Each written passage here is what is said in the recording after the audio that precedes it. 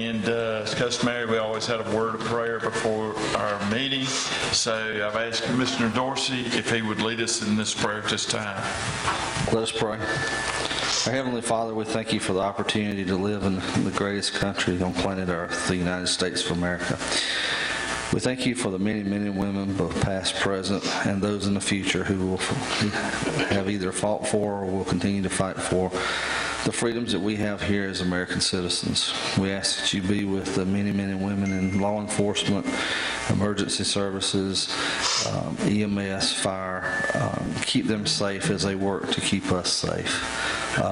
We ask that you be with those who may be struggling with personal issues, financial issues as we enter into the holiday season, health issues as well. We ask that you be with the Stewart family, and I think everybody knows that that family needs to be uplifted in prayers, and we do that tonight. It's in your name we pray. Amen. Amen. Amen. Let's all stand for our pledge. I pledge allegiance to the flag of the United States of America and to the republic for which it stands, one nation, under God, indivisible, with liberty and justice for all. Thank you, Ron. I call to order our Hart County Board of Commissioners meeting Tuesday, November 28th. And I'd like to welcome each one here tonight, whether you're here in person, here at the BOC office, or your HTC, or you're on our Hart County Board of Commissioners YouTube channel. We welcome all of you. We'll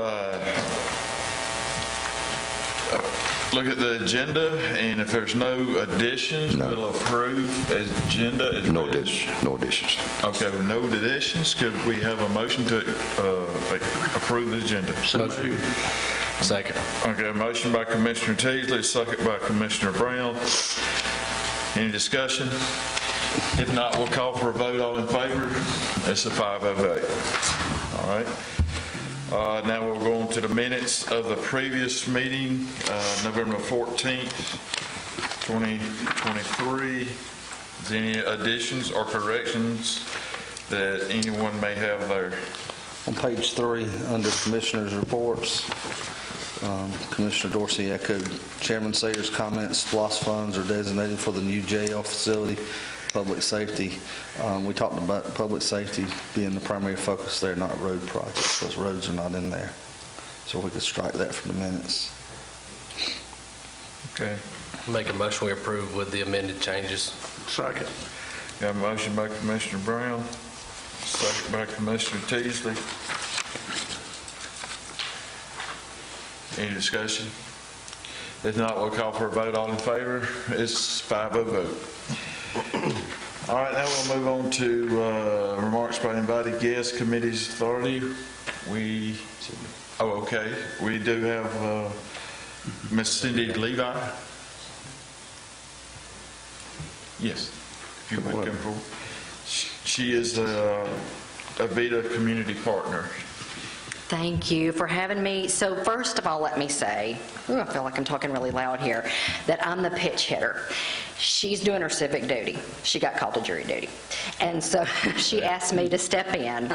My name's Lori Holbrook, and I'm the Chief Clinical Officer for Avita. And I've been with Avita for about 21 years. So I feel pretty confident I can carry this PowerPoint out for us tonight. Okay. So, and I did bring some brochures that would just tell you a little bit more about what we do, because you may or may not be familiar with some of the services. So there is a PowerPoint, and I'm going to kind of go through this. This is, I can do it if you want me to, because I may talk fast. That's cool. Okay. Advances. Show me the advance again. That one goes back. Okay, so basically the PowerPoint that Cindy usually provides is an overview of the services that Avita offers, but also a Hart County specific. So we're going to look at both of those. So just so that you understand that Avita Community Partners is like a community mental health center. And the state calls it a community service board. So our mission is to improve the quality of life for those people who have behavioral health and intellectual and developmental disabilities. We serve adults and youth, and we serve 13 counties. So we are one of 22 community service boards in the state that does serve mental health and substance abuse and intellectual and developmental disabilities. Our primary client are those that are uninsured or underinsured. So that means they either have no insurance at all, or they have Medicaid or a form of Medicaid. We do cover 13 counties, and we have 11 centers in those 13 counties. So you can see it's a very large area, 3,400 square miles that we cover. And we touch North Carolina, South Carolina, Fulton, Gwinnett, Cherokee counties. It's a large area, but we have centers in 11 of those. The two small counties that we don't actually have centers in, or three, are Franklin, Banks, and Towns County, and they are served by the county that is closest to them. We can serve any county, and most of the services we provide, we do have 26 service locations, and what that means is that we have all kinds of programs. We have adult with disabilities programs, day programs, peer types of programs, so there's 26 in all. Avita is governed by an 18-member volunteer board of directors, and we have representatives from all of our 13 counties, plus 4 elected officials, and then we have 1 individual who has lived experience. That means that they have a mental health or substance abuse diagnosis.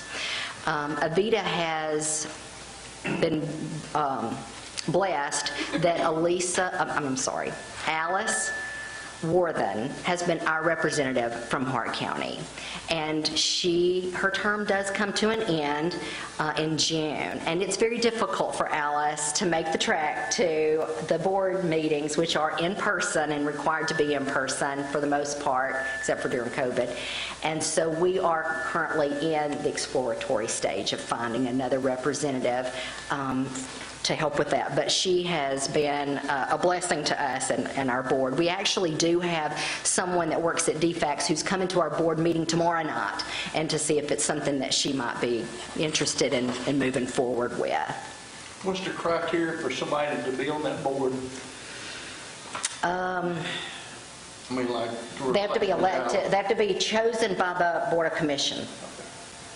Except for the elected officials, those are the other 4. But we usually, or someone else, can present that person, and then you just say, yeah, that sounds good to me. They can come represent Avita, and then they would represent for 2 years. So our outpatient and developmental disabilities program is located here at 228 North College Avenue. And we serve adults with developmental disabilities, we serve kids with autism, and we serve adults and youth with mental health and substance abuse disorders. In there, we provide individual and group counseling. Medication management just means that we have a psychiatrist that they can see. And again, we have an internal pharmacy that says pharmacy services, and it serves those individuals who do not have insurance. And those medications are $4.50. And we have a large formulary that we're able to serve the individuals with those medications and newer medications. We have a nurse in all of our outpatient centers. We provide something called supported employment, which basically means that no matter what that person, if they want to volunteer 5 hours a week or they want to work 40 hours, we work with them to find a job. And the supported employment specialist for Hart County, she also covers Stevens County, has the highest rate of employment of all of our supported employee specialists. So this is basically 100% Medicaid and uninsured. Yes. So if they don't have any insurance, no Medicare, because Medicare's rules are required that there has to be a certain kind of licensed person, a licensed clinical social worker, or a fully licensed professional counselor, but they have to have an MD in the building the moment the service is provided. So at this time, we really don't. Once COVID hit, most of our prescribers work remotely and have continued to do that. So you don't have all these licensed technicians that they ask for? We have some licensed and some associate licensed. So what that means is when you graduate with your master's and you take the test to get your license, you need supervision for a minimum of 3 years. And so most of the folks that come to us are often right out of school. Doing their internships? Yeah. We try to keep them, as long as we can, because in communities like Hart or Union County, there's not a plethora of fully licensed people. So we're really trying to keep them as much as we can. And then we try to provide as many housing supports as we can as well in the big picture of Avita. We do have a community support team. This slide is not up to date. We currently do not serve Hart County, but we currently serve Lumpkin, White, Habersham, and Stevens. And the Department of Behavioral Health and Developmental Disabilities determines where those services are provided. In our intellectual and developmental disability services, this would be adults, people who have either autism or low cognitive levels. They can be served in group settings, individual settings. We have something called community living supports where someone can work with them in their home. They do a lot of activities in the community, one, to reduce stigma, but also to help provide them opportunities to be in the community. Otherwise, they get very few of those. Also providing employment opportunities and family supports. Family supports for someone with intellectual developmental disability may be that we can pay for them if they need to wear adult diapers or they need a specialized treatment that we don't provide, then it could pay for that. For Hart County specifically, in the last calendar year, we did serve 295 residents in our behavioral health center over there on North College Avenue, and we served 17 adults with developmental disabilities there as well on an average basis. And then we have a crisis stabilization unit, which is located in Hall County, and I've got a slide for that, but we served 18 individuals. The crisis stabilization, or the CSU, serves people who are suicidal, homicidal, need detox, or are psychotic, and there were 18 residents served in the past year from Hart County. This is a picture. It did open in July of 2021. I will extend the invitation, because Cindy always does, that you are welcome to come and have a tour. It's a beautiful facility. It really is. It has 30 beds for crisis stabilization. We have 15 beds for what's called temporary observation. So if a person walks in, it's sort of like an emergency room for behavioral health. And it's specifically designed for that, because we're trying to divert people from the emergency room. They get bogged down. People go to the emergency room at Northeast Georgia or Forsyth County or in Habersham, and they could sit there for hours, and really they need to be in detox. So we want to divert as much as we can to this crisis stabilization unit. They can walk in and be seen. We do have a 24/7 walk-in crisis service center.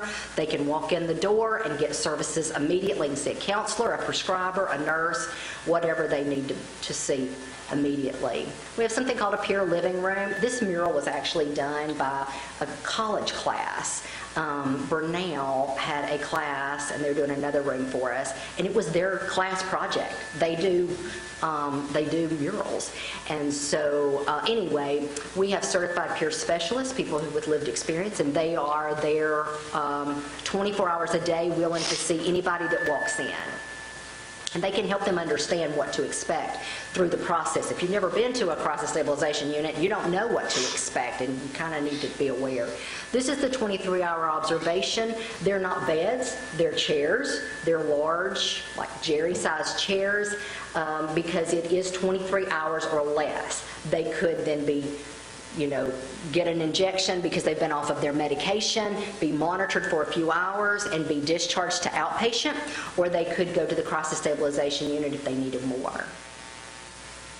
This is basically from the nurses' station. It's hard to tell, but there are 2 hallways. There's one down to the right, and there's one down to the left, generally for men and generally for women on one side, but we actually serve a lot more men than we do women all the time. But it is 30 beds there.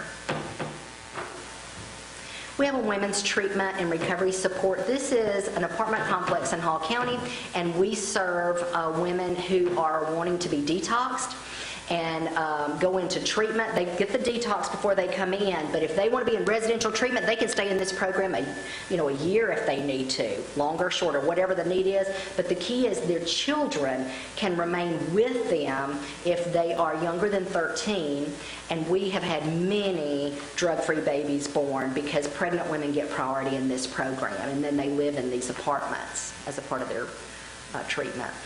Do you guys own the apartments or do you rent them? We lease them, yeah. We provide all deaf services for the state of Georgia. So that means that we have AVITA employees that are positioned all around the state.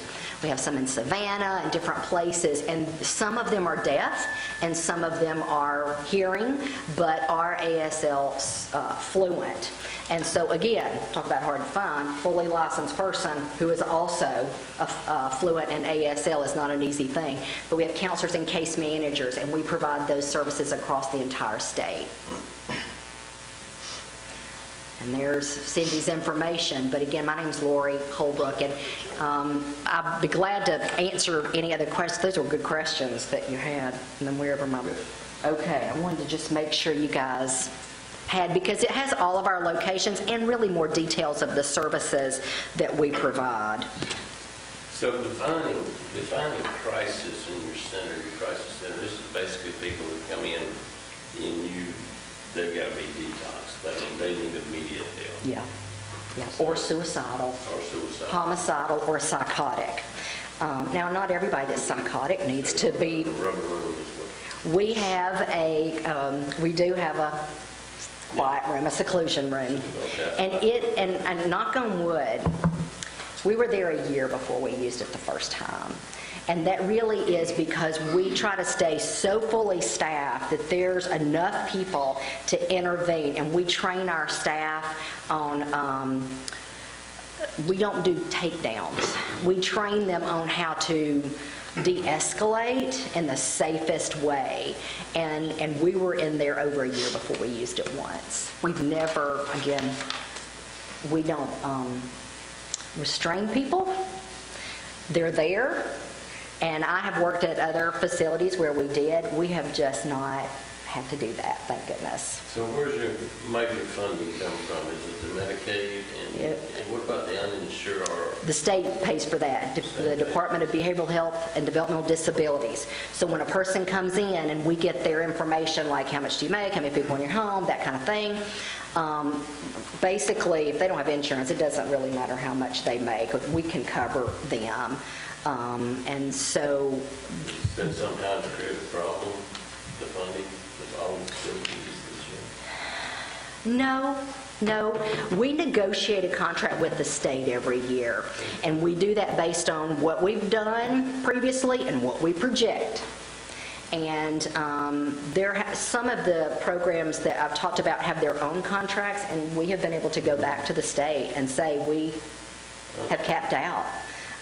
Because we're the safety net for the state. So they're going to have to take care of it, right, because we're taking care of folks in communities that no one else is able to take care of. Or wants to, sometimes, yeah.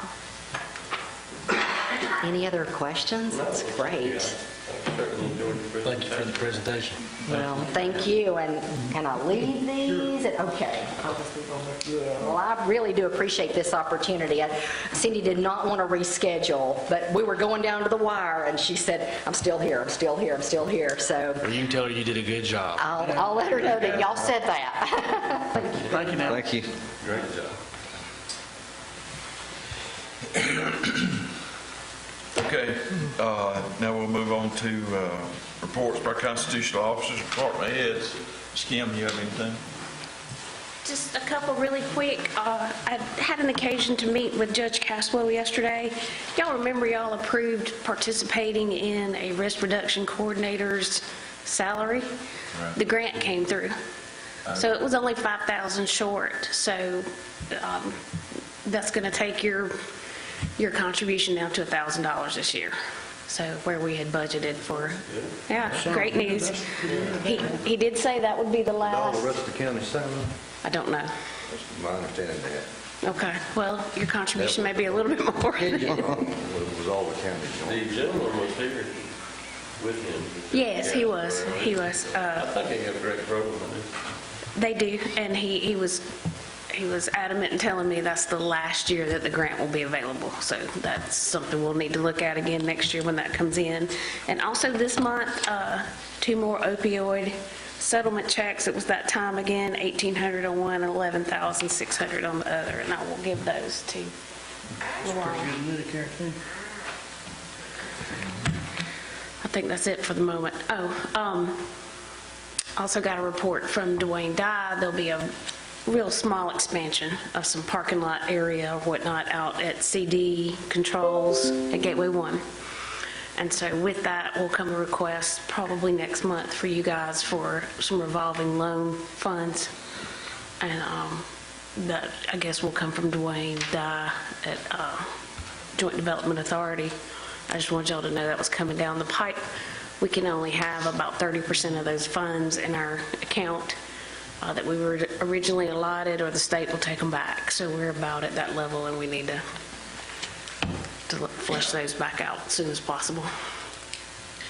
Ms. Kim, if there's no objection from the board, as we get ready to prepare for this risk coordinator, risk reduction coordinator, could we somehow get the school system involved with that? Because they're benefiting from that as well, right?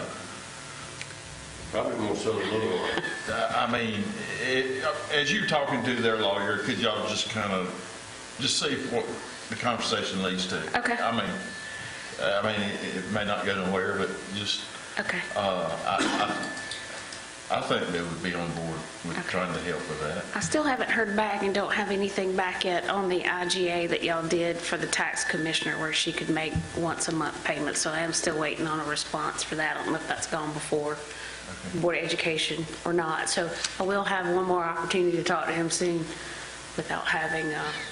If there's no objection from anyone to do that, I mean, does anybody see a problem? I'm fine. Worth a shot. Okay. It's been being twice a month. She was trying to get it down to 1 check a month. She was. Yep. Same amount. Okay. Okay. All right, County Administrator, thank you, Kim. Yes, sir. County Administrator. I don't have anything tonight.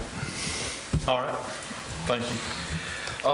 As far as I Chairman's... do have one, but Okay. county Christmas supper. What date is it? 14th? 14th. Be the 14th at the Ag Center. So all the county folks, be sure to show up. We'll feed you some barbecue. All right, thank you. I know last week we couldn't get Terrell on the TV, and now he just pops up every time he wants to, don't he?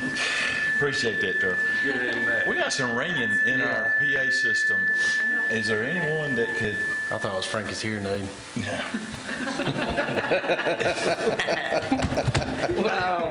I knew you was gonna say something funny before the night was over with. Okay, let's get back to business. Why we gotta get back to Chairman's report. I just want to say that I feel like that I need to straighten a conversation that was had. I need to clear this up, and it's been said that I said the splosh victory would decrease property taxes. Folks, I never said that. I mean, I'll defend what I say, but, you know, it's kind of hard to go out here and defend what other people may say, but I've never said that. What I did say was that it was actually a property relief for people that pay property taxes, because we're going to take $16 million of public safety money that's going to come out of splosh rather than people's property taxes. I mean, we're still got to buy ambulances, we got to buy law cars, we've got to buy equipment for law enforcement, equipment for EMS. I mean, these things have got to be bought. There's no way around it. And what the Board of Commissioners has transitioned from buying all these needed objects from your property taxes, we're referring it back to splosh taxes, which involves more people. If everything could be bought out with splosh taxes, then yeah, I could sit up here and say, yeah, your property tax is going to decrease. But everything that we do as a county cannot be spent out of splosh. I mean, there's some things that just has to be done through a budget, and the law regulates that. And I don't mean to be disrespectful to no one or anybody. I'm trying to be nice about this, but I feel like I needed to clear that up. I did not say that the victory of the splosh tax would decrease property taxes. And let me tell you something. I do not know what's going to happen in the next 6 years. I would not do anything to mislead the people of Hart County and a mistrust. Because none of us know. I mean, just like when COVID hit, if we hadn't had the money from the federal government, it hit our EMS pretty hard. I mean, there was PPE and all these things that we had to buy that wasn't normally in our budget at the time, but all these calls that were coming in, I mean, it was 400, 500 calls, 600 calls a month. That was more than what we were used to handling. So I don't want people to think that I can sit here and tell you that your property taxes are going to decrease because of a splosh victory. I will tell you that these guys up here, I trust each one of them, are going to do their dead level best to try to make your property taxes less each year. I really believe that, and you can say that, and we'll try hard and work hard at it. So I just wanted to clear that up. If we'll move on now to District 1, Commissioner Bennett. I don't have anything at this time, but it's like Commissioner Sayre said, I actually watched those clips as well. Those statements weren't made about decreasing property tax, and this board does work hard to try to keep your taxes at least the same. You know, we do have reevaluations, you know, and every county has reevaluations. People say, well, my tax went up anyway. Well, your tax didn't go up, you just reevaluated, is what it amounts to. So anyway, other than that, I don't have anything else, Mr. Chairman. Thank you.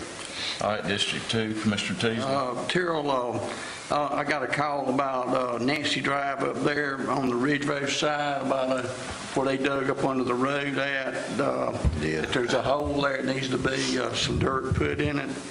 And also, I know whenever they resurfaced Milford Road, I've been getting some calls about the striping. Let me clear up about the striping, because I didn't know myself. Now the state requires them to put that primer down. That's what that is a Okay. primer coat. They'll come back over it with a finish coat on all the roads we pave. It has to stay so long on the new pavement, then they come back and restripe it. I appreciate that, and I'll pass that on. Also, Alan Brown and the crews on pick up some trash on Reed Creek School Road and the Milltown area up through there tomorrow. And I know Joey touched base about Alan Stewart's family. Keep them in your prayers. He's a good friend. That's all I got. Frankie, who'd you say was going to pick up trash on the road? Alan Brown. Alan Brown. If I hadn't already given them a voucher where they don't have to pay to take it to the transfer station, tell them to give me a call, and we'll get them a voucher where they don't cost them anything to Okay, take but it. they'll be picking it up tomorrow, Reed Creek School Road and Milltown. Yeah, a lot of people I've got that's got copies of that, but if you don't, just tell them to get a hold of us, me or Gene, one, and we'll get them a copy of it. Okay, thank you, now, pass that on. While we're talking about the striping, Gerald, the last time I went down Laurel, there hadn't been no primer, striping, or anything put on it. Is that? I don't know, I haven't, I'll check and see, but all the paving had the striping included with it. Right. I'll look at it on the way home, let you know. I'll look at it on the way home. Okay. I haven't been down through there, but I do know, I think it has. Okay. because I went back and complained about the stripes too, but that's when I found out that now it's a state requirement. They have to put the primer on it for so many days Okay. before they put the permanent stripe on. All right. District 4, Mr. Brown. Yes, tonight at 7 o'clock, Crossroads Baptist Church is having a prayer vigil for Lauren Wilson. And I commend Crossroads for holding this event and being a community champion for this and this tough time for our community. And I just ask everyone to continue to keep Miss Wilson in your prayers, her family, and continue to lift her up in prayers, because I know they need it now more than anything. And if you're in the area tonight, at 7 o'clock, I encourage everyone to go down to Crossroads Baptist Church and participate. And that's all I have, Mr. Chairman. All right. Thank you. Mr. Dorsey, District 5. I just want to echo those same sentiments for that family. As I include them in our prayer opening, but I just ask everyone to keep them in their thoughts and prayers. In all those, there's a lot of people who may have personal issues. The holidays are a tough time emotionally and financially and things for a lot of people. So just keep everybody, family and friends, in your prayers. You may not know what they're going through, but just want to reiterate that. That's all I got, Mr. Chairman. All right. Thank you. We'll move on to old business 12A, Chapter 46, Land Development Standards, third and final reading is what's on the agenda. Well, I made a motion on the second one with the amendment that Commissioner Dorsey suggested that we get our setbacks off some of the road. So I'm let him talk more about that, what he suggests there.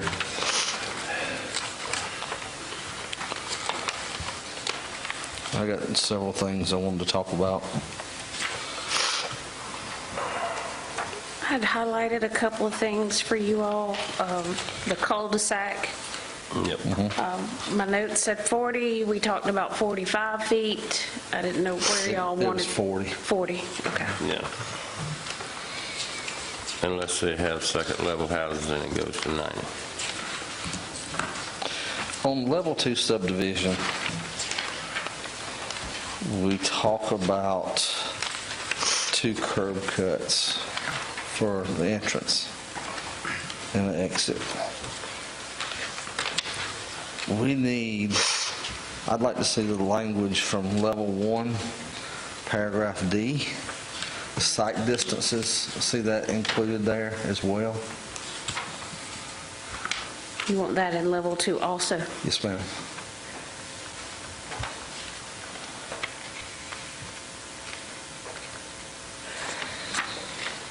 Going back up to the radius on the cul-de-sac sector, how are we going to regulate what kind of house they build in that lot? You're not going to be able to. You're not going to be able to, because we approve the subdivision as the dirt and not what goes in it afterwards. So if you say out there we're going to have a single level house, and we're going to put a 40-foot radius cul-de-sac, and then they come back and get a two-story house, well, we need a 90-foot cul-de-sac. Will that not be on the site plan? No, the size houses hang in too with approving land. What's going to end up in the cul-de-sac is somebody's going to have a huge lot with that 90-foot. Well, it takes 90 foot to turn a ladder truck around. Oh, I understand that. I'm just saying that's what's going to end up being. But when they pull a permit, will it be for a one-story or two-story? That'd be two-story with 90 foot. Designated in there? It will be, but where you going, where is my? I see Terrell's point. I know, but once the plan has been approved and it's got a 40, then that nullifies that they can build two-story houses. You want to put that in a different ordinance to cover. Okay. Or require that to be on the plat. I mean, if it's on the plat, there's Make a, a permitting ordinance and adjust it to make it Yeah, match I that. think the permitting officer would have to know if that they- was a 40-foot. yeah. And if they got 90 foot, then they have the option to build two-story or they build one-story. Yeah, either way. But it would Yeah. go back to the permitting office, basically. Oh, All right, back. go back to that. Back, because- Mr. Dorsey, where you had, Let's go back to the cul-de-sac for a second. We didn't change it to a 40-foot cul-de-sac. We just changed it to 40-foot of frontage. The 90-foot's still there. Okay. Yeah. I misunderstood what you were saying. Yeah. it's a I thought 90-foot the radius had frontage. changed too, for the purpose of fire trucks. I'm looking at level 2, so I didn't, there's nothing in there about what was in, the 90-foot wasn't highlighted. Because you mentioned a ladder truck. And we That would confirmed it took 90. It's 90 feet for two-story houses. Minimum 90 foot to turn that truck. Yeah. So if we leave it at 90 feet, we can build two-story or one, or whatever. I'd leave it like that. I'm just saying, if you bring it down to 40, 45 foot, Yeah. then we're going to get. It wasn't highlighted. We did talk about it at one time. So we in agreement, just leave it at 90? Leave it at 90. Okay. Yeah, just leave it 90. Then we won't have to worry about the other part. Then you do 40 feet on the road front. So, Mr. Dorsey, at the end of Level 2 subdivision, it says all rules for Level 1 subdivisions not in conflict herewith apply to Level 2. That would not be in conflict with, unless you see something that I I don't see. would just prefer to have it under here, that way it doesn't get missed. Okay, If we have somebody who's not familiar with it, they look, they don't read all the way down, they don't see it, and then they move forward, then we got a problem. okay. Not trying to be difficult, just trying to.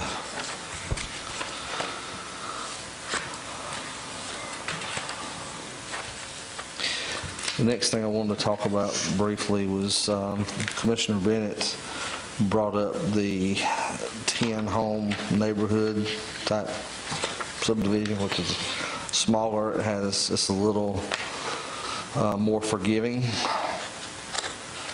I'd like to ask, I've had a couple people ask me if we would consider changing that to 15 lots maximum and not 10.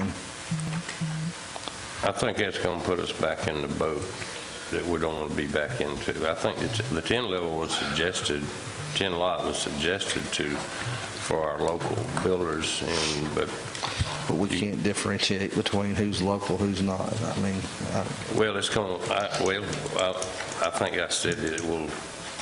I don't think any huge developers coming in here to build 10 houses or buy 15 acres of land, which you can get away with 12, 15 acres on 10 lots.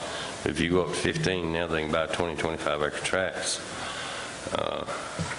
I think the 10 lot thing is where we need to stay. And I mean, you're saying maximum of 15 lots. So if we go by 25 acres, it's still 15 lots is all they're going to get. well, each perfect piece of land is not laying out there, is the way I'm looking at it. I just think we need to stay with the 10 lots, 10 house max on that subdivision. We increase it and we're just shooting ourselves right back in the foot.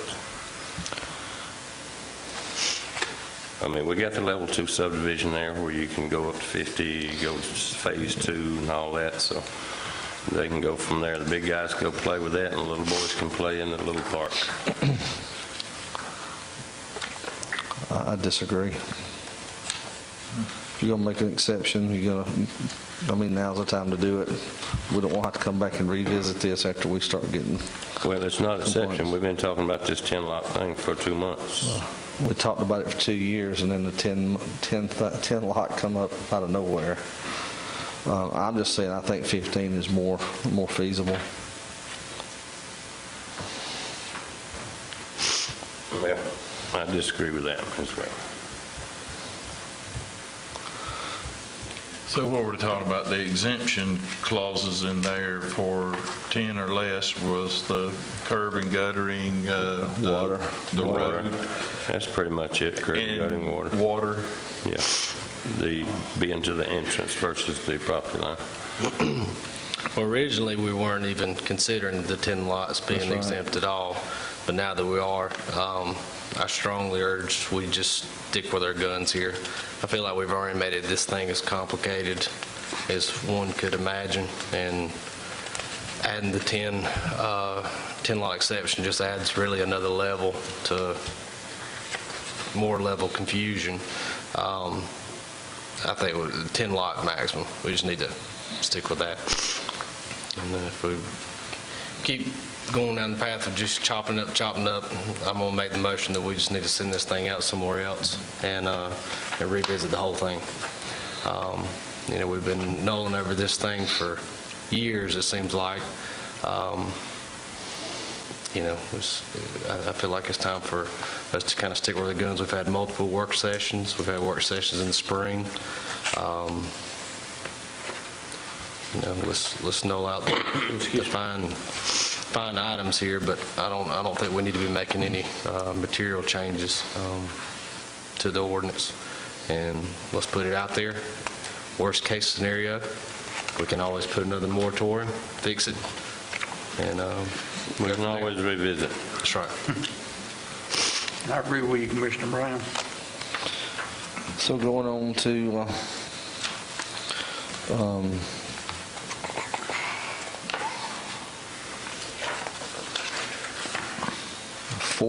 46-42, it talks about the plat, and then it talks about application for plat approval, and it does list on here about the setback lines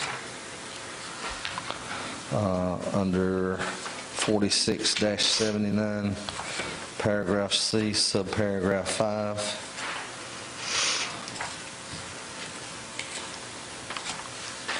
Exact boundary lines of the tract by bearing and distances along with the setback lines. I think we need to note somewhere in here that the setback lines are for the housing structure itself and not the auxiliary buildings, because that's the way we have interpreted this in our current ordinance.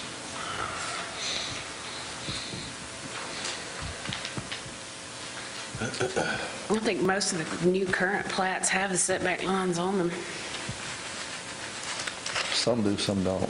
I agree, but But I'm just saying, like, we've had to deal with this with garages and This most of it's accessory been- buildings. yeah, most of it's been variances where people won't put a garage closer. We have been forced to a wall. It So don't matter if it's a garage. if we're going to do this going forward, it'll apply to all buildings and subdivisions. Okay, I'm good with that. But we're going to have, Again, if they build a garage, it applies to the wall of the garage. Right. Those carport have been leaning on, but if it's on the wall, I don't set that. so I would I was ask, thinking we included HVAC units and retaining walls too, didn't we? Yes. retaining walls, I know we did. I think we put it in here on the setbacks, yes. We didn't do HVAC, but we did do the retaining I wall. think she did. There's something with HVAC on there. One of the levels does, and I don't know which level it Under the was. current setback, retaining walls don't count. Do what? Under the current setback, retaining walls don't count. On the current stage. I Yeah. agree with you, they need to be added in and included in the new Yeah. one. The last thing I had is, well, not the last, but getting close. The performance bonds.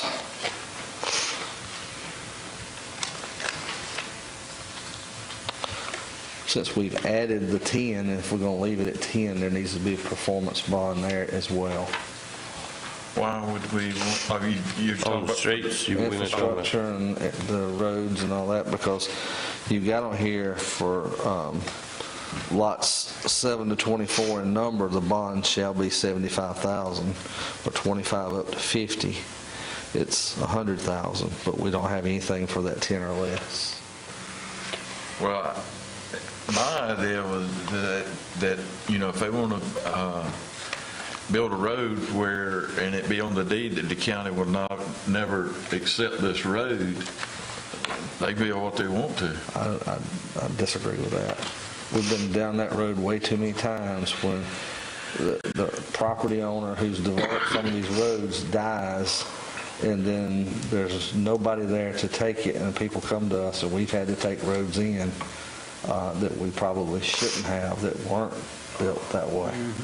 There's got to be something to protect the taxpayers. Well, that's what we're trying to do, is reduce the cost of this, and then you're going to get back into making them do a DOT standard road, then you're going to increase the cost. We don't have a choice.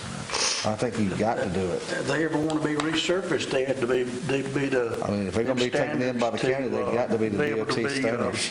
Paved or resurfaced, And this also covers the water lines and the other infrastructure.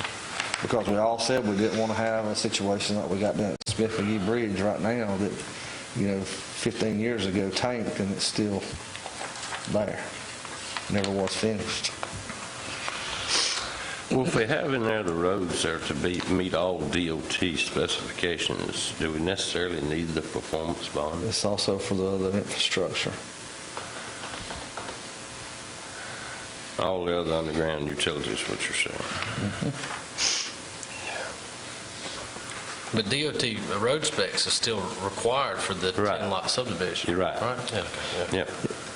That's a. But it doesn't I think say we that need in to here. make clear Yeah, it's not clear in here. that level 1 and level 2 apply to the 10 Yeah. with certain exceptions. If you don't, somebody will go out there and build a pig path, no doubt.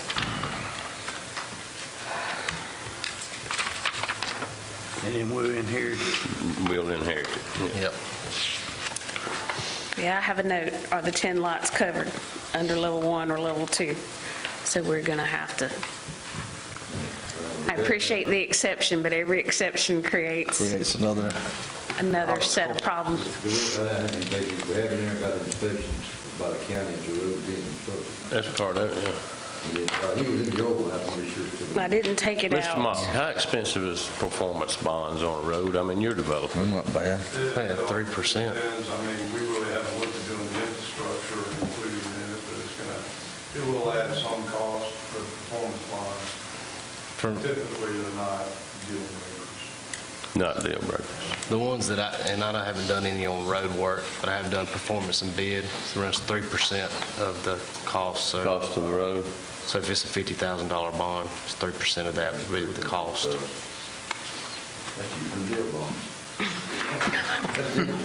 Well, some of these streets get pricey, I know, but And different general contractors are going to have different performance bond rates, so Yeah. they're going to vary anywhere from 2.5% to 5%. So depending on how solid the builder is. I understand. And what his track record is. Yeah, if he's had, What his credit rating is, the whole 9 yards. So you're basically having them sign off saying, hey, if anything goes wrong with this, you, the state, or the bond company, come after me, personally come after everything I have. You know, we're signing off, saying that we're standing behind that. That's what a bond is. It's just a personal guarantee. yeah, I'm aware of the bond, I just didn't have any idea of cost on that. Just to be clear, the roads were never an exception at any time. No, not as far as It was just inspections. water, a choice of water, Curb and gutter. Curb and gutter. Curb and gutter. that was the only two exceptions. That was Curb and it. gutter was the But I biggest. still think we need to tie it back into, And then you it falls into level 1 and level 2 based on the number. Right. There's been a lot of these lake subdivisions or properties. I'm going to take Early Drive, for example. We all know about Early Drive. That's a county road. With 30-foot right. 30-foot right-of-way, and it's got an 8-foot wide strip of asphalt down the middle of it that the county didn't do, that we're eventually gonna have to do something with, and that should have, I mean, I'm not using that toward anybody, but that's one of those things that we've got to deal with. There's no right-of-way there. And that's why I'm just trying to make sure when we plan these things out, we've got this in place going forward. You can get it So, if you have to have it. Well, I think definitely on the smaller subdivision, if we need to put a performance bond on the road, that's fine. but some of these up on the lake, I mean, there's private roads and everything else There's a lot of private roads up here. I know. that when people die and they sell, those new people are going to be packing this room, wanting us to take these roads in, and that's not the way it works. So I definitely would like to see something on performance bond on the 10 lot. Then on the setbacks, we talked about it last meeting. I have those highlighted in hot pink. Yep. So 60 feet from the right-of-way of county roads or specific state highways on Smith-McGee Bridge Road, Cokesbury, and Reed Creek highways. I think we should just do the same thing for all of them, 100 foot from the center of the road, because the right-of-ways are going to vary from lot to lot, parcel to parcel. The only thing that's going to be constant is that distance from the center. So that would be for For all of them. 1 and 3, not level 2. But this would Right, be... because level 2 is going to require interior roads, and we've got that set back in there. And the speeds are not going to be what they are on these highways here. All right, but for the number B1, BI, and then B3, both of those are going to be both 100 feet from the center line of... I think so. I mean, the whole thing is to not let cars run through houses. That was So we're saying Smith, McGee, Cokesbury, Reed Creek highways would go from 60 from the right-of-way to 100 from the center. So if I got 60-foot wide, you're basically adding about 10 more feet to the... Or we could So go we 80. won't have a 1 and a 3 anymore. We can combine those two. That's 40 feet away, you either add them or reduce them. Well, A lot of these roads got 100 foot right away. Some of them do. So if you're coming 100 foot off the center line, you're actually cutting it down closer to 40 foot or less than 40 foot. But those are the roads there that we don't think will ever be widened. Correct. And I think that's why, My only point is it could reduce it actually from that 40 foot that it is It now. could reduce your setback. yeah, it all depends, like I said, if it's 120 or 100 or 60 or whatever. Does it make it more uniform, though, and easier? Well, if you make them all one, Center line? if you give them all one number, there wouldn't be less. It would be Well, your less. setbacks won't be uniform, your distance will be uniform at that Right. point. that's what we're trying to do. Instead of going from right away, you're going from center point of the Center road. of the road, which will be the same for everybody. Just on these roads. I think you got to do them all. If you do them all, there's all different sizes of roads. I mean, the ones there, I'm talking the next page. mean- You go to the next page. So I, small numeral I, 60 feet from the right-of-way of the county road or specific state highways of Smith, McGee, Cokesbury, and Reed Creek. And that's for everything but level 2. And then we said for all state highways except those 3 and all county roads with a speed limit of 50 miles per hour or more, it was going to be 100 feet from the edge of the right-of-way. Because those are the ones that potential to be widened. The state highways. County roads are, I can see it both ways. I do too. I can see the utility in either.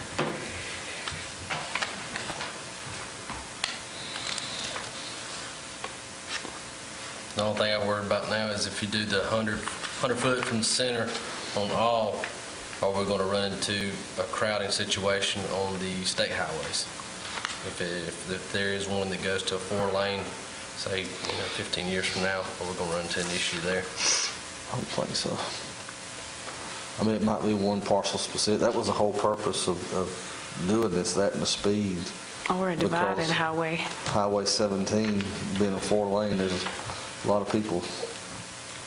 So What if there's a Couple degress dozen. lane there? it's going to lose You us gonna out. still measure from the center lane? I think we need to keep state highways Or the median? 100. You gonna be all right on one side, the other side, you're not gonna be Oh, the good. median, the center part of it is going to be. Center median, Huh? center median would be the center. But we're saying the center line, aren't If we stay at 100, Highway where degress lanes? if we stay at 100 feet from one side's the, gonna be a lot shorter. from the right-of-way, then we're not encroaching on any of the state stuff, sort of, one of my thoughts. I think we need to leave it 100 feet from the right-of-way and leave them state highways alone, because that could create a problem. Well, you could just say 100 feet from the center out. If you've got a 3-lane road, Right. you center the state right away. The same thing. You could do it that way, yeah. What's gonna be easier to find, center of the road or right away? 6 of one, half a You gotta dozen of find the the right way to find the center of the road. Like people are measuring the daggone Yeah, road. you're gonna have to, Put the pin in it. yeah, you're gonna have to find the right way, time center.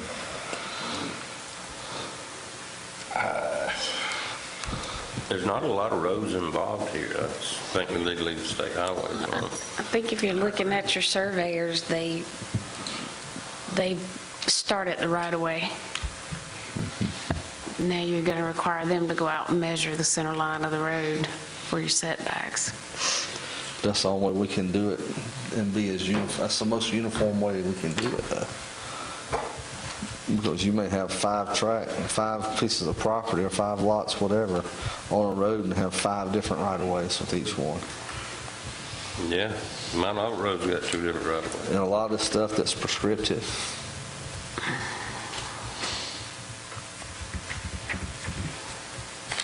At least it's a start.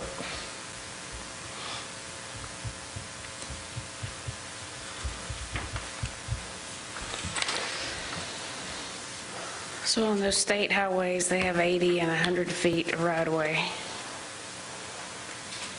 So if you're going from the center line, The only place that would probably be a problem would be around the bridge. 150 foot right away.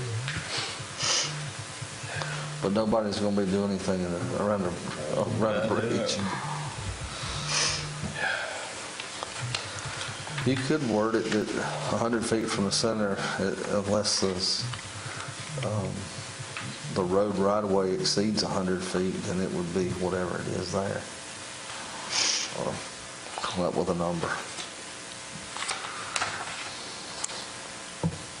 I'm just trying not to overcomplicate it. And this is at least a start. If there's a problem, somebody can bring it to us and we can discuss it. So you're saying 100 feet from the center line of the state highway right-of-way? Center of the road, center of the state right of way, whatever, however you want to. Yeah, and the same thing on Smith, McGee, Cokesbury, Reed Creek. Yep. I'll be honest, I'm fine with the Reed Creek, Cokesbury, and Smith, McGee, but that state thing, that's a little bit close. But the what? The state highway, if you come off center line, they got a 100-foot right-of-way in there, and you come off center line, that means you can place your building 50 feet from the right-of-way. So let's say you're doing a level 2 subdivision. Well, I get you there. I got your point before you even mentioned it. Your Yeah. backyard is going to be facing that state highway. Right. Where your kids probably going to be playing in that backyard. Because the ordinance says that all the interior lots have to be accessed from the interior road and not from the existing state highway on your level 2. I mean, like I said, you can bring it back here. I mean, if you want to put it in, I'm fine with that, but I think it's going to get brought back here. for variance requests. Measuring from the center on state highways. Why can't we go from the right of way? I mean, it'd be so much simpler. It'd be so much It's not simpler. going to be the same for everybody. That's the problem. I mean, you may have one road that's half on one, 300 feet is prescriptive, then the next lot is 60 foot, then the next one's What, on 100. the state road? Yeah, some of them are that way. Prescriptive? Not prescriptive, but they've, Well, that's what yeah. I mean, like, look at 29. I mean, it's some of it's 60. I think there's some places at 60. I know there's a good bit that's 80. I know some of them different. But what we're saying, though, and think about this, we're talking about measuring from the center of the road. If it's 100-foot right-of-way, it's going to be 50 foot from the center out each way. So you still got a 50-foot buffer. Don't get caught in the fact that it's a 200-foot, 100 from the center out each way. I think that's where we were getting caught up in a while ago. No, my thing was, I think we got it worded now to 100 feet from the right-of-way. No, that's the way it is now, but we want to change it to the center of the road. Now you're only going to be 50 feet from the right-of-way.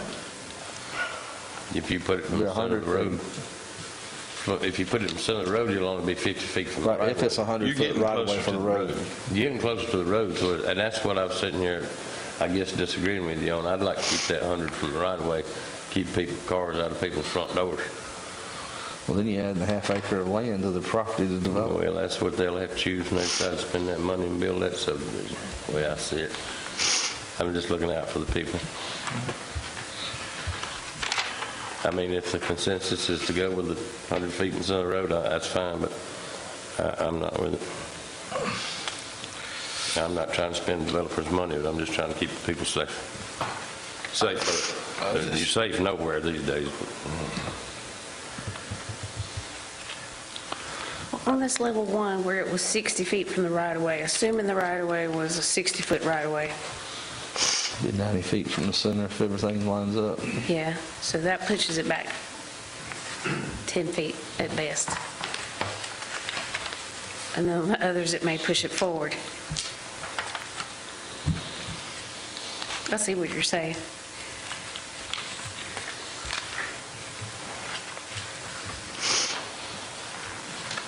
You did have retaining walls and setbacks. Did you see that? I also see that right above that first hot pink, we have a residential lot widths. We had the 40 in there for adjacent to a cul-de-sac, but we don't have the second story. So we'll need to add that there. I didn't realize that was in two different places, I It won't really guess. matter. So if it's a 90-foot cul-de-sac, it won't matter. But you still have to have the 40-foot road frontage. Right.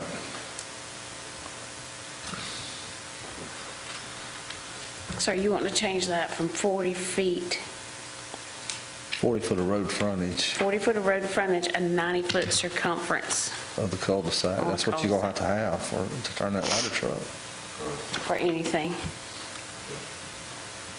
Again, this ordinance does not regulate what kind of house you build it, it just regulates a piece of dirt.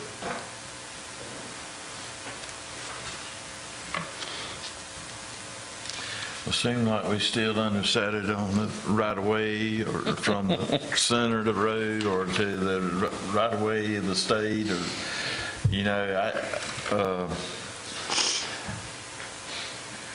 I'd rather go with the simpler method, but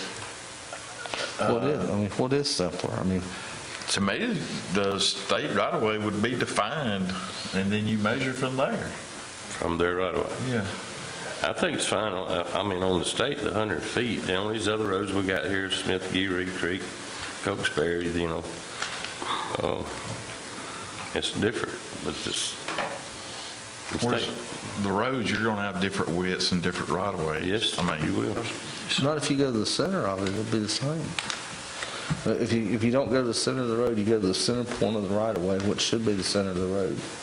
It's not always going to be exact, but But why do you need to get in the center of the road, though? I mean, that way it's the same for everybody.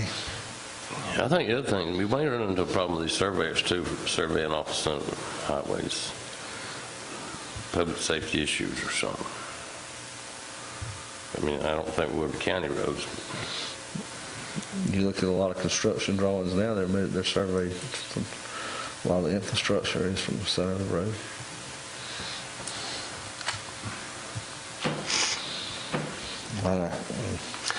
On that cul-de-sac, you said 40 feet Road frontage, street Road frontage. frontage, but it's lot. 90 feet. From point to point, it's 90 feet. And it's So got to you be could a only- minimum of 90 foot circumference. So you'd only be able to put 2 lots in a cul-de-sac? No. You put 9. Well, you couldn't put 9 because of road width. You can put several lots in there with a 40 Okay. feet street front with a 90 foot. You get more than you would with a smaller. The only problem, I can give you a reference to one down in Steelwood subdivision, down in that little cul-de-sac they got in the end of the road. There's actually one lot in the end of it because it's small. That's what it is. The cul-de-sacs need to be bigger. If you go down Steelwood there at the end, you'll see it. And it's only got a 40-foot right-of-way, street front on it. And it's the only one you can get in there. So the cul-de-sac, we're still kind of maybe a little bit of a TBD. The setbacks are still, I don't think we're all on the same page there, not conclusive, I think. But maybe we talk to a few folks, just get some ideas. I'm good with that. You what now? I'm good with, if we want to wait and talk, do a little more, reach out to some folks that's going to be impacted, just see what they say. Can we not just get a consensus on the state highway thing, and that would be fine? With me. You talking about keeping the state highway on the Well, right? all I'm saying is keeping 100 feet from the right-of-way, and Commissioner Dorsey saying take 100 feet from the center of the road on state highways. And I'm not talking about Coatesbury, Smith, and Giddy Reed Creek and so forth. Kim, could you look and just see what some other counties have got on that? That way we'll have that too. That'd be a good idea right there. So you're talking about other counties' setback measurements? Okay. On state highways. Or either, yeah, The what? either state highways or county roads, right? Tonight I would say I would be with Michael on that, with the setbacks, just with my feeling. Now, On we state could- roads. I don't mind the center line from all our county roads. Yeah. But them state I'm highways, just you need to worried be- with the state highway, we may run into some issues there. But like I said, whether that's right or wrong, I don't know, that's just my opinion tonight. All right, well, The other- if Kim could check in with some other counties and see if they do any measuring from the center of the road or whatever, we'll look at that. We'll look- Huh? we'll look You at said it. you were going to have to make some material changes here anyways, so we're not going to be I able to take just this feel like through. that we're going to have to go back and insert that small subdivision, With the or what y'all are roads. calling the neighborhood subdivision with, Right. and maybe in several places. The other thing that I just wanted to mention, we look at our comprehensive plan. I don't know if everybody's looked at that or not. These developments need to be placed throughout the county, not all in the north end, not all in the south end.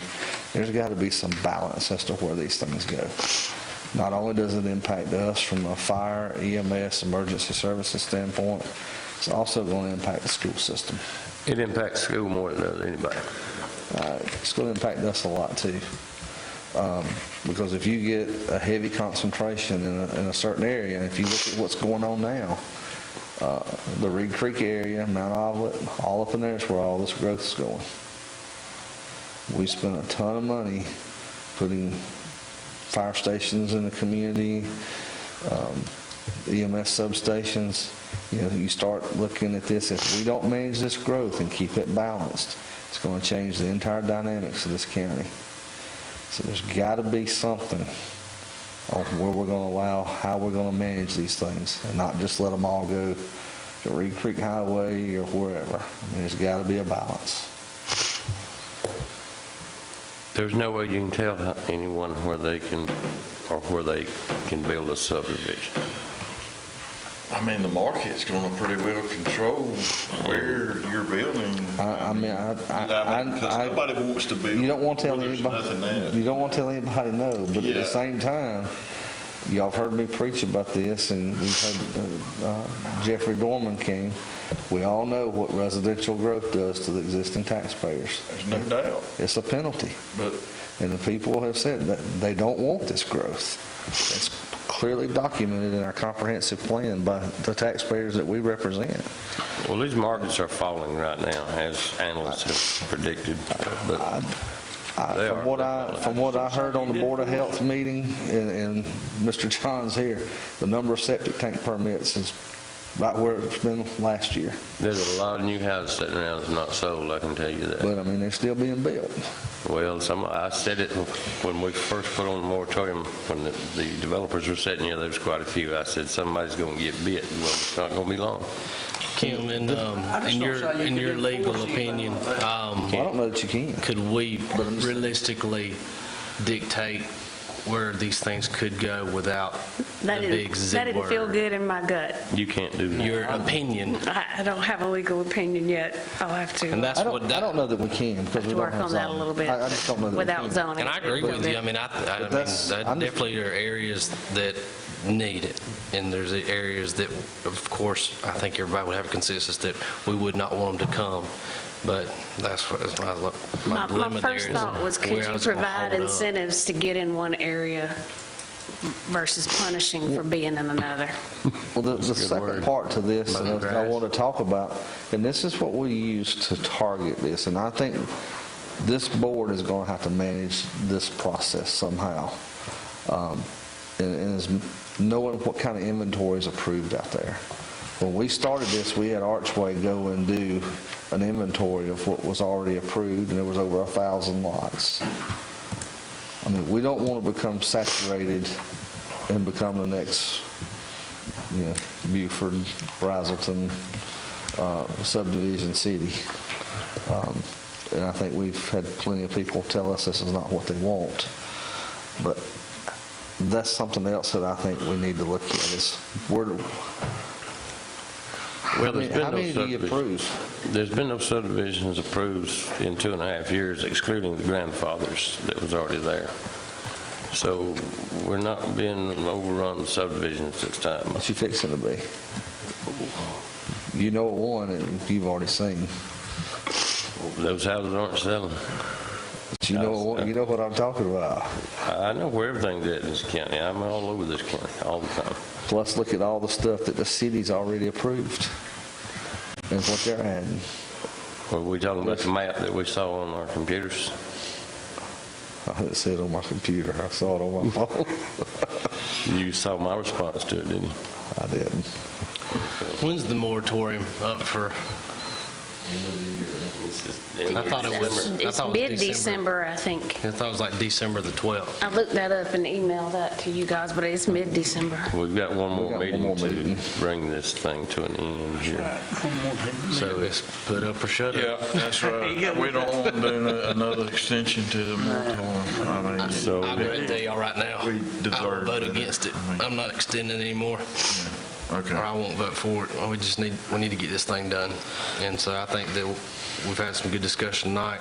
Kim, are you clear? Do you feel clear on the changes that we need to make so we could have a final I don't draft have- on? she don't have any clarity off state highway Yeah, I stuff. don't. Well, have if it we on can get a state highway. consensus here with We're that, going to get some information from other counties and see what's out there. and we can clear it up next. If we need to have a work session, we can have a work session. You're getting into time limiting schedules right now, though, too. I mean, I think we go with as is and right now, and then look at it. If for some reason, in your research, we see we're off here, then yeah, maybe we do need to call Yeah, there's- a work session in. But if it seems like we're right where we're at, then, We may need to amend a few things as it opens back up anyway. Well, if we can go brush to where up we're some at, stuff then. if we go with where we're at, then let's see how many people storm through the doors with wanting to do subdivisions in the next 3 to 5, 6 months. And then we can go right back and just fix things. all right, well, we'll move on from this, and we'll plan to take the third and final reading at the next meeting rather than doing another extension to a moratorium. I agree. Why don't we just go ahead and plan on having a work session between now and then? Everybody tell their schedules. That way we got plenty of time to work through it. And that way we can have a finished product. I know the holidays are here, but Yeah, that's what I'm getting at. I mean, I felt like we had so many in the spring that got cut short, or we just didn't have. I'm being the knucklehead here and saying I don't really want to entertain that unless we just necessarily have to, because we had plenty ample time to get our ducks in a row back then. And then we kind of dropped the ball on a few of them.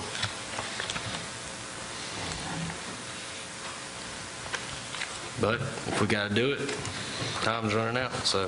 Well, if that's what we got to do to put it to bed, then I'm in agreement with what's that? it, to have a work Get it session. finished, and we got to have a work session, or whatever the case might be, to get this thing where we can Get it put put it to out bed. there for. Well, the only thing I'm hearing is build the- houses. Only thing I'm hearing is the consensus on the State highway. exemptions. Unless there's a light bulb moment there, then I don't think we need to have a work session on the right-of-way or the center. No. Well, center can we not get a consensus right here as far as the setback off the state highway? I'd like to know what the other counties are doing before I make my I mind still would be, up. I'm still curious what the other counties are doing, but I don't think it warrants a work Did session. what? I couldn't find any difference when the state highway, that's on my look Are they from the center of the line or right away? Right away, okay. But they're the same. Property line, probably. Property line, right away. I wrote you all that it expired the week of December the 18th. For the next meeting, unless So we don't know exactly what day. Well, I think, our meeting will be before then. didn't count it out. I think it was 180 days from, so 30 days has September, April, May. 180 days from, that would be June or July the 18th, one of the. It's been All right, let's 2.5 see how we come out on the 12th. And then if we're not happy then we can have a work session. And we'll have to schedule another meeting. we got on schedule a work session between now and the 12th. Or we're going to wait I think we'll wait till Kim and then see if we got to. Well, Terrell said didn't you just Google it up and you said other till. counties? Look at Frank County on the phone now. Franklin County, they're working off of the right of way and not the center of the road on the state highway. Let's put that back. Let's see what the other ones are doing. Well, we're talking about 100, they're saying 50, so that would actually make the same difference as Commissioner Dorsey said. That would put you at 50 if you come off center. I just like the 100 from the edge of the right-of-ways, folks. It's Let's just safer. move on. We know what we got to do. We're just a beating horse. Okay. All right, we'll go on to chapter 50, mobile home ordinance amended first reading. The question I had in the beginning there, inspection permits, are we going to So include? the one in their packet is the wrong version. I put in what I thought was the last one, so. The last version, it starts off chapter 50, and it says manufactured homes and mobile homes, Article 1 in general. And then we It had does, it and all, we took out all the new, took all the new houses out. Yeah, that's what I was going to ask about. That needs to, we were going to exclude new mobile homes, right? we did. Okay. Now, I talked to the inspectors today, just to find out what that process was. It's a 3-inspection deal. Foundation, side downs, electrical, to be sure they got smoke detectors. And that's the electrical entrance, more or less, not the interior. The only thing they check on the interior, the mobile homes, the burger Smoke, box, yeah, and smoke smoke detectors, okay. On the new ones, on any of them. on any of them. What about any kind of structural frame? None of that's going to be checked? They can't touch it. Are we You wasting our don't- time? you don't- Then that's We're the wasting our purpose. Excuse me. But they have to furnish pictures of the inside of it to us, of condition of the inside. On the new ones? No, No, I'm not, no, we don't. And they also offer an inspection before the people move the trailer from wherever it's set. They offer, they offer to do that.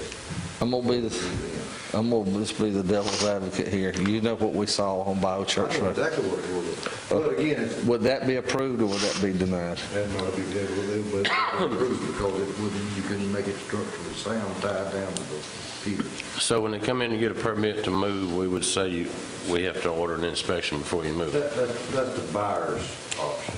Okay. If that purchaser wants an inspection pool where it's setting it now before they buy, There will be that's an options. option they can do. These inspectors will go look at it then. Otherwise, he buys it and moves it, and it gets a They got inspected for years. foundation, tie down, smoke alarms, electrical hookups. And skirting. Right. What's the year that you don't have, and how old can they even be? 76 model. 76. What model? 76.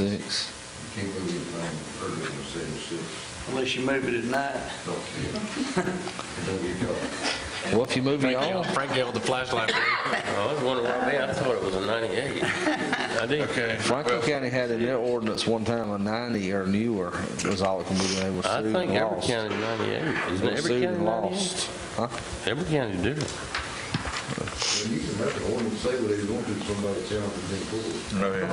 76 I think just see model. with that 70. I mean, just if the press is out there, you get sued. 76.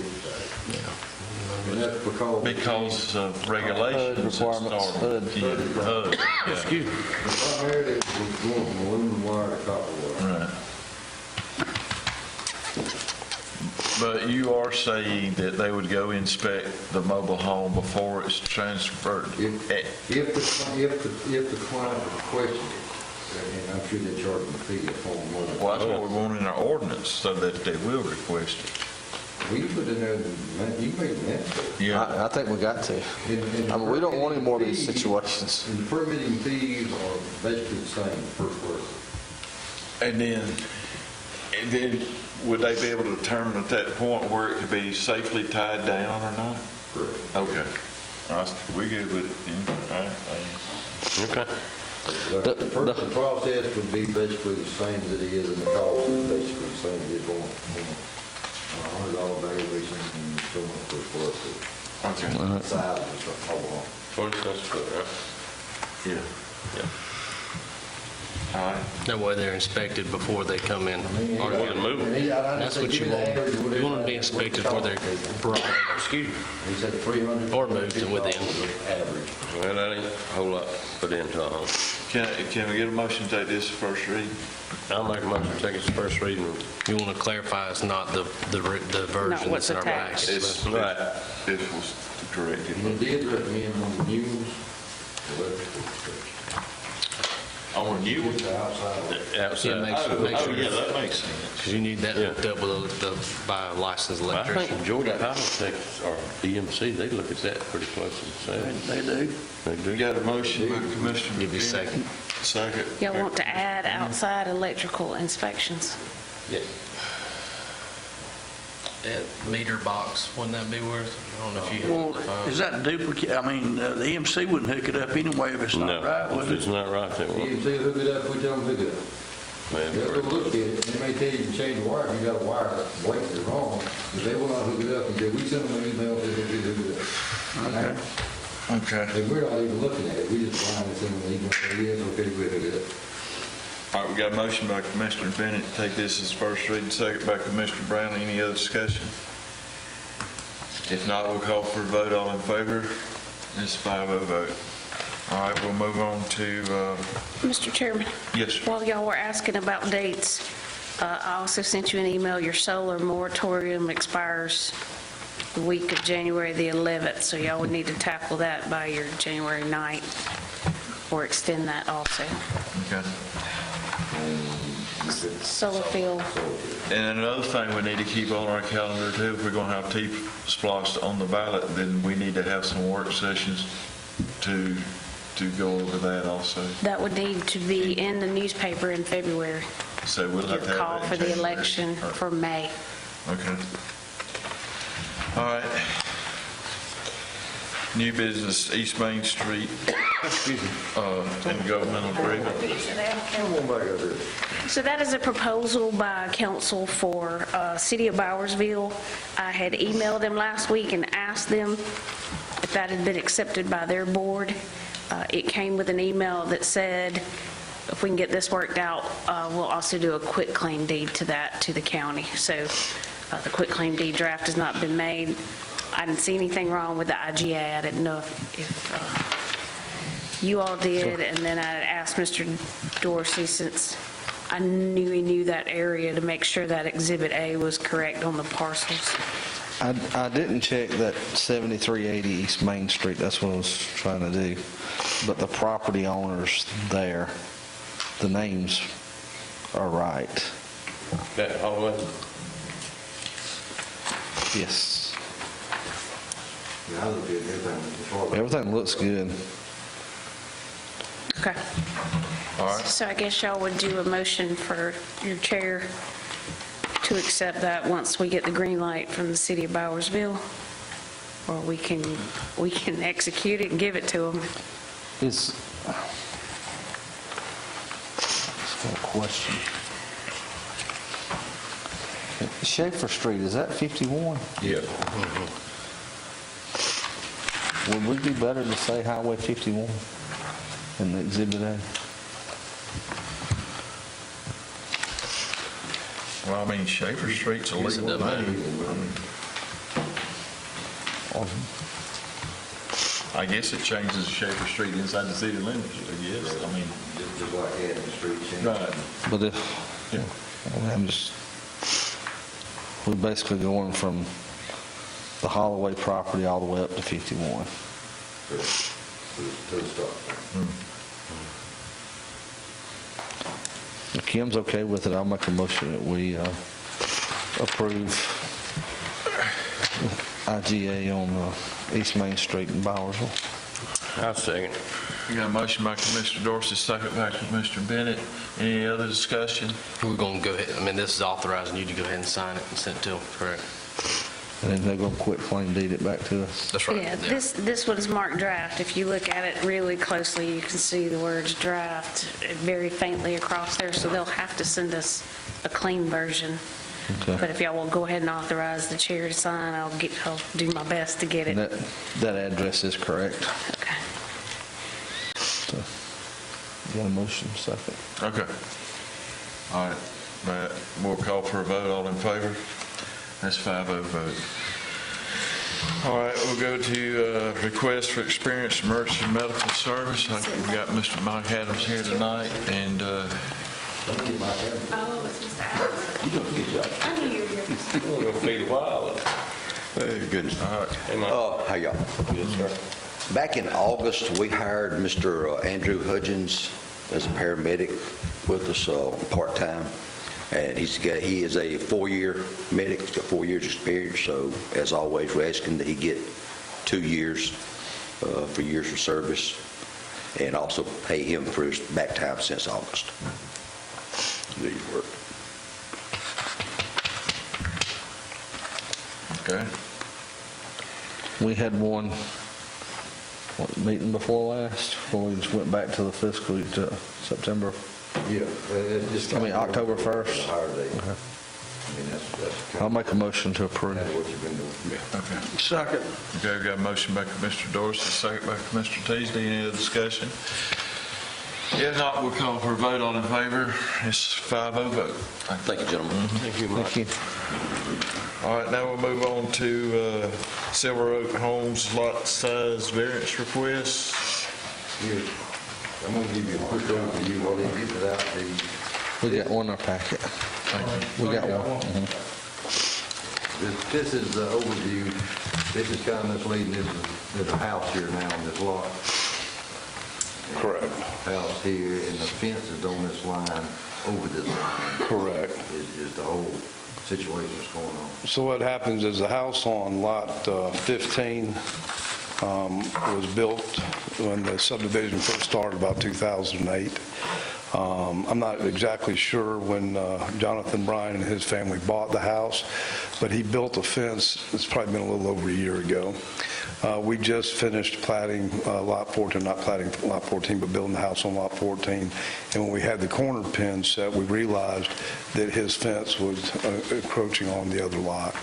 Mr. Bryan's a young family man, got some little kids, so we didn't want to cause any undue financial burden on him to make him move the fence.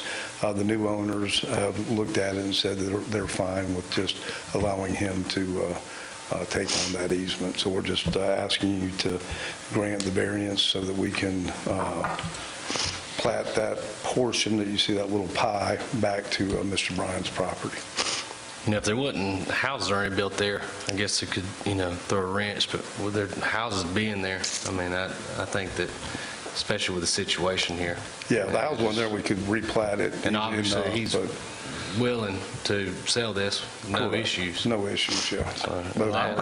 It's good to see that we got neighbors in Hart County willing to work together. Hey. And here we are as a government wanting to get involved. There you go. Why do we want to mess that up? I mean, let neighbors be neighbors and work these things out, in my opinion. That's the way I feel. What size is Free lot? grass cutting for a long time. So Lot 14 was originally .999 acres, so it wasn't even 1 acre. Lot 15, yeah, I don't know, I'm not live, so it's not gonna tell me. it should have been right at an acre. I'm sure they all want much acre lots. Those are on the backside, they are, yeah. I just know some of those were subdivided at one time down to half-acre lots. Correct, those are all on the I just interior want to and make then sure the we didn't go front. and cause us a problem going less than that. Everything around the outside perimeter, I think, is an acre, if I remember. Correct, except in the front, we That's where changed y'all some come of back and split them up front there 2 years ago. Correct, I yeah. make a motion, we offer variance. All right, we got a motion by Commissioner Brandon. I'll give you a second. Any other discussion? Just make sure we got the documentation in the minutes for the justification. Okay. Chain link fence. No chain link. All right. If there's no other discussion, we'll call for a vote. All in favor? It's 5-0 vote. Thank you, All gentlemen. right, thank you. Can I say one other thing? Yes, sir. Commissioner Dorsey was talking about building in different parts of the county and maybe creating some incentives. There is a program out there that Governor Kemp just rolled out called, I might get it wrong, but it's Workforce Housing Initiative, where there's a grant that can be requested by the county that would cover the expense of infrastructure, roads, sewage, the whole 9 yards. And that is a grant that doesn't have to be paid back. That would be very enticing to a developer. Now, the grant does have to be administered by the county and requested by the county, but that would be a way of enticing a developer to go into an area that he may not typically be looking at, if he's looking up Reed Creek, but decides to go somewhere else. Just food for thought, it's out there. I'm more than happy to send y'all some information on the program. I have a PowerPoint that I can share with you. Just, again, food for thought to go back to Commissioner Dorsey's. I've heard discussion about that grant. Is that actually money going toward the building of the houses? No, it's just for the infrastructure. Now, there is a low-interest loan that the developer can get to build the houses. The houses have to be $290,000 or less, so they are designed for workforce housing, and it's going back to trying to create affordable housing for the workforce, obviously, because with obviously the changes we're making, interest rates, material costs, it's difficult for a developer to be able to build a house and sell it for under $290,000 right now. So this is a program that was introduced to try to help the developer, because a lot of the cost is the infrastructure. And then, of course, Commissioner Dorsey bringing up the point of trying to give some developers enticement to come to other parts of the county. So the county has to request this, yeah. County has to request it. It's fully responsible for that. Let me throw that in there. Yeah, so you have, Nothing's free, folks. Nothing is free. you have to administer the loan, yeah. And Kathy Papa with the state is the person who, I don't know if y'all know Kathy, but she's kind of working with the program. So, like I said, I'm happy to send y'all the PowerPoint presentation that I have on it, just to consider. All right. Thank you, gentlemen. Thank you. All right,